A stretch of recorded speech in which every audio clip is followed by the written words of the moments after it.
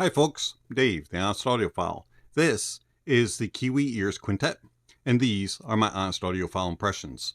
I want to thank Linsoul Audio for providing the Kiwi Ears Quintet for a review. To greatly appreciate it. Linsoul Audio, you rock. Okay, so the Kiwi Ears Quintet, this will set you back $220 from your bank account. It is a quad brid. It has a 10mm DLC dynamic driver, 2 Knowles balanced armatures, 1 planar driver, and 1 PZT driver. 32 ohms of impedance, 106 decibels of sensitivity, and a frequency response range of 20 Hz to 30 kHz. The Kiwi Ears Quintet, it comes in this pretty plain, usual Kiwi Ears box. Just the way I like it. Simple. You get a picture of the IEM, a little bit of branding, and then live the music. Some information on the back, specs on the side, a little more branding.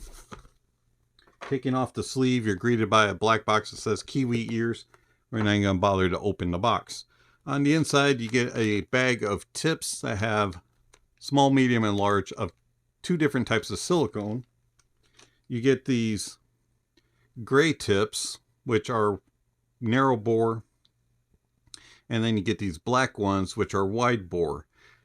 The tips do make a difference in how they sound. The gray ones are more V-shaped sounding. You get bigger bass and a lot more presence in the upper mids and lower treble region.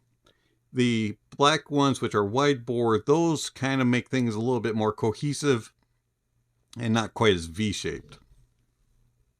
Then you'll get a carrying case that says Kiwi Ears. Hard shell, very small, opens up. You get a bed for your IEMs to sit in, and then a pocket to hold your accessories. And then you get the Quintet. The Quintet is very nicely built.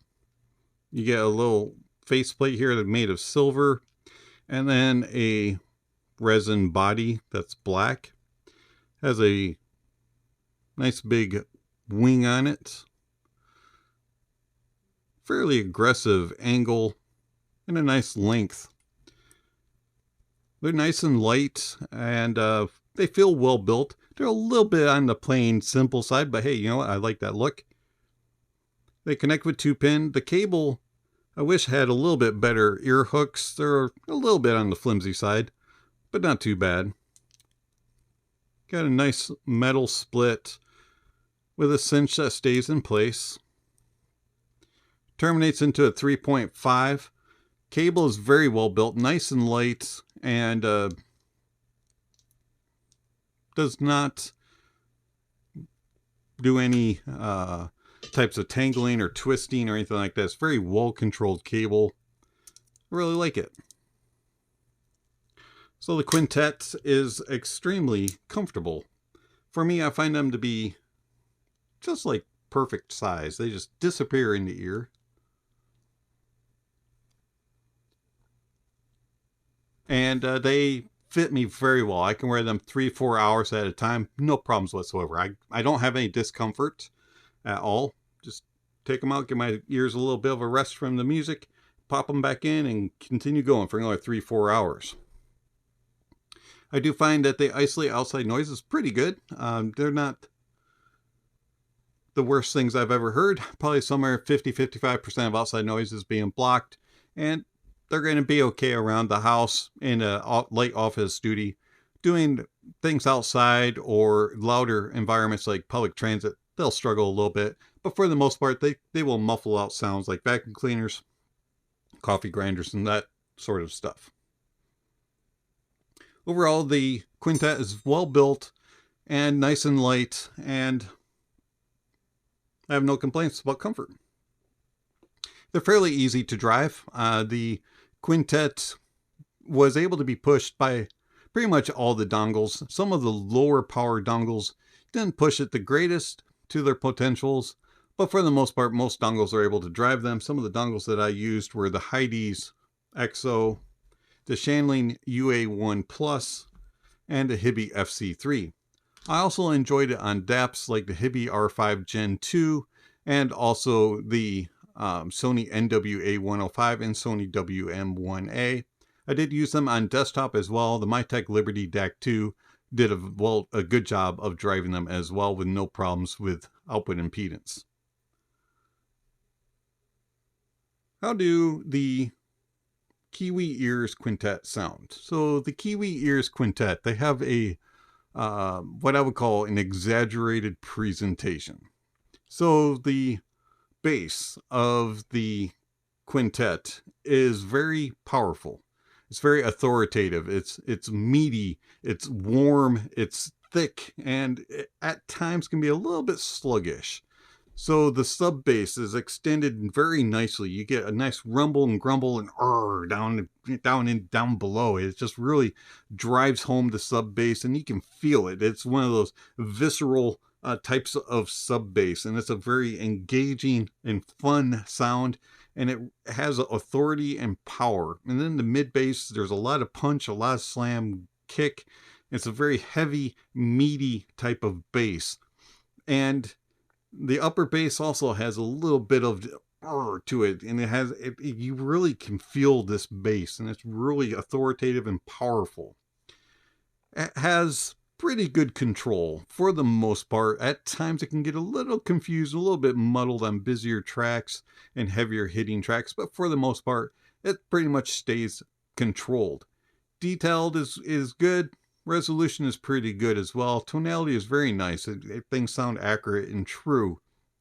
But at times it can kind of linger a little bit too long and doesn't quite decay properly, and things can kind of be a little bit lingering and sluggish, and it kind of can meld sounds together a little bit at times, especially on busier, heavier hitting bass tracks. But for the most part, it's a very fun and engaging, well detailed and good resolving bass.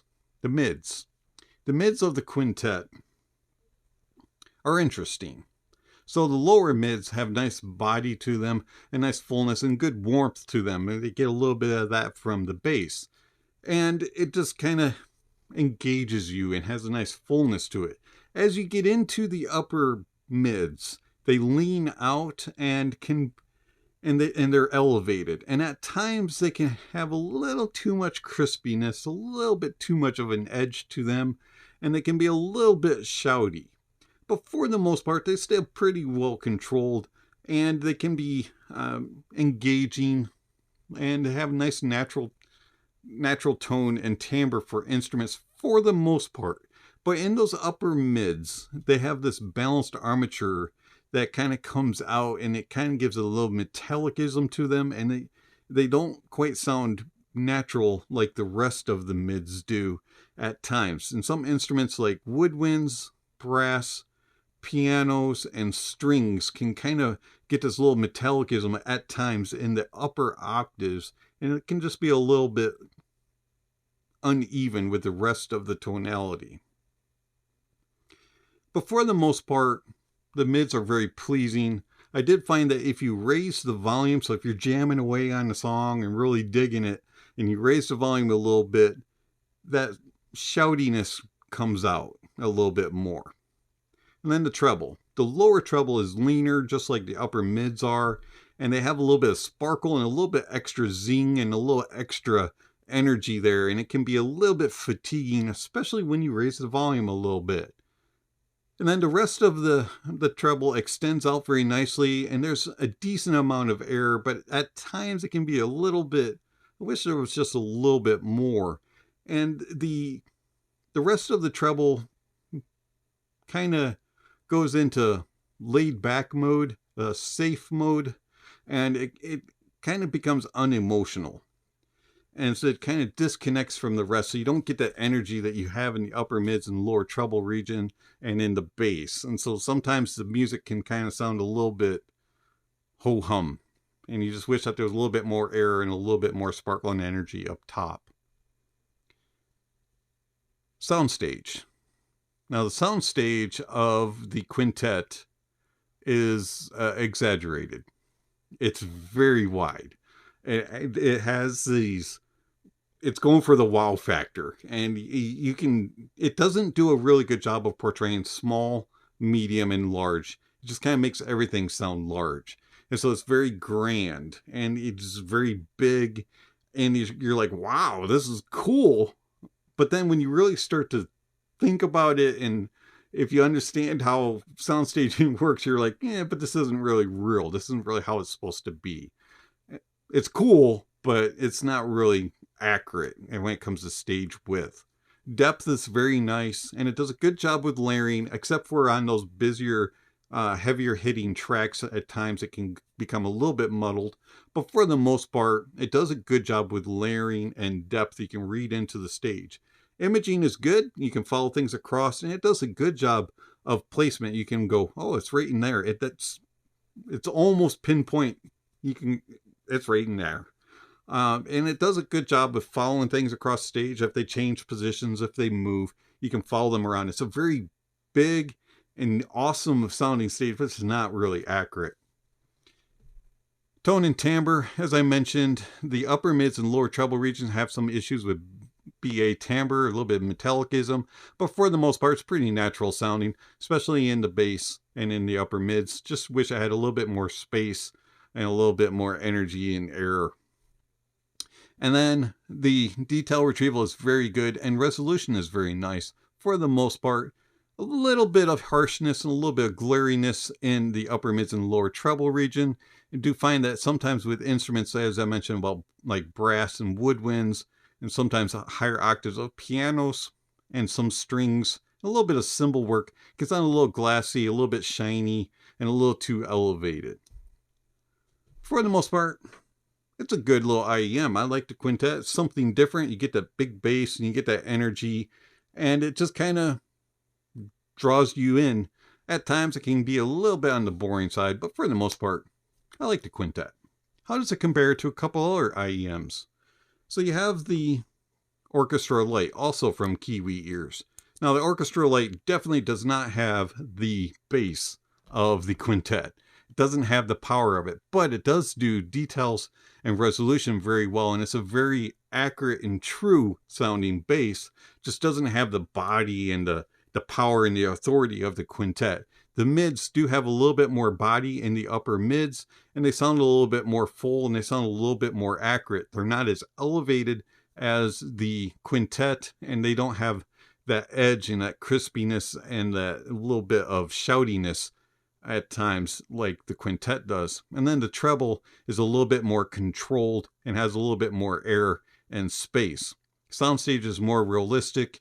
Doesn't quite have as deep of a soundstage, but it does just as good with its abilities to image and place things. And then detail retrieval is pretty accurate and pretty similar, and resolution is a little bit better on the Orchestra Lite. The JQ4U Pro. Now the JQ4U Pro is a stage monitor, and the JQ4U Pro is very neutral sounding. Definitely has better and more accurate tone and timbre. Things sound very natural and true. And then the bass is not as hard hitting as the quintet, but it is a little bit heavier and harder hitting than it is on the Orchestra Lite. Mids are very natural and true and more balanced and cohesive.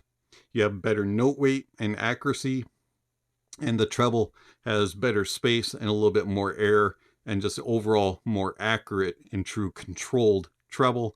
Soundstage is a little bit smaller and not as wide as it is on the quintet. Has a similar depth capabilities with layering, and also is a little bit better resolving, not quite as detailed as the quintet. So the quintet, I like it. Something different. It's a fun and exaggerated presentation. You get big bass, lots and lots of bass, and then a fun elevated mids and treble region with a little bit of a softer laid back upper top with a big soundstage and big depth. So the quintet, something different, something unique, very interesting. I like it. It's been Dave, the Honest Audiophile. Thank you for watching, and I'll catch you on the next video. Speaking of next video, somewhere on screen, subscription links and notification bells. If you haven't already, please check those off. Don't forget to give a thumbs up or a thumbs down to the video, and check out all the links down below. There's all kinds of information down there regarding how you can contact the channel, follow the channel, support the channel. Speaking of supporting the channel, there's all kinds of ways that you can do that through PayPal and Venmo for one-time gifts, or through monthly subscriptions with YouTube memberships and Patreon. I do want to thank all my Patreons and YouTube members. Thank you very much for all that you give to the channel, and for the support. It is much appreciated. If you're interested in supporting the channel, please check out those links. All monies given to the channel do go back into the channel. Also, if you want access to my private Discord server, you can get that through Patreon. Also, check out all the links down below. There's all kinds of other information on there regarding like tier lists and gear recommendations and gear rankings and all kinds of other stuff. So check out those links down below. And lastly, don't forget to enjoy the music, and that honesty is the best policy.